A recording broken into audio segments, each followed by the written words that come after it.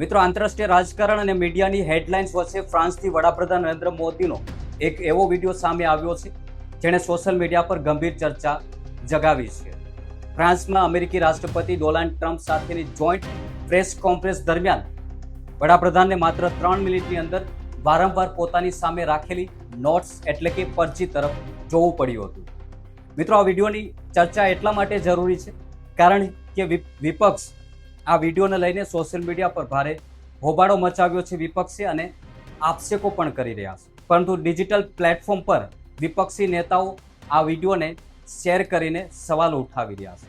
સવાલ એ ઊભો થઈ રહ્યો છે કે વૈશ્વિક મંચ પર જ્યારે ટેલિપ્રોમ્પ્ટર જેવી સુવિધા ઉપલબ્ધ ન હોય ત્યારે દેશના વડાપ્રધાનને એક એક વાક્ય બોલવા માટે કાગળ પર આટલું બધું નિર્ભર કેમ રહેવું પડે છે તેવા સવાલો અત્યારે વિપક્ષ ઉઠાવી રહ્યું છે. આ વિડીયો વાયરલ થયા બાદ આપણે જાણીએ છીએ કે વડાપ્રધાન મોદીની સૌથી મોટી તાકાત તેમની વક્તૃત્વ કલા અને પ્રભાવશાળી ભાષણો માનવામાં આવે છે.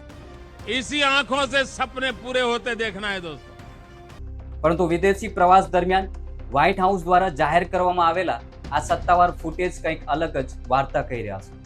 ટ્રમ્પે કીધું છે કે જો વડાપ્રધાન મોદી પર કોઈ હુમલો થશે તો અમેરિકા તેમની સાથે ઊભું રહેશે, પરંતુ જો કોઈ નવો નેતા આવશે તો તેના માટે સ્યોરિટી નથી. લોકશાહીમાં સત્તા બદલાતી રહે છે, પરંતુ બે દેશો વચ્ચેના સંબંધો સંસ્થાઓ અને રાષ્ટ્રના હિતો પર આધારિત હોય છે. કોઈ એક વ્યક્તિ પર આધારિત નથી હોતા, એ આપ સૌ જાણતા હશો. ટ્રમ્પની કથની અને કરણીમાં મોટો તફાવત છે, કારણ કે જ્યારે સરહદ પર તણાવ હતો કે ઓપરેશન સિંદૂર જેવી સૈન્ય કાર્યવાહી ચાલી રહી હતી ત્યારે અમેરિકા તરફથી કોઈ સખત સ્ટેન્ડ લેવામાં નહોતું આવ્યું અને તેઓ માત્ર યુદ્ધ વિરામની વાતો કરી રહ્યા હતા.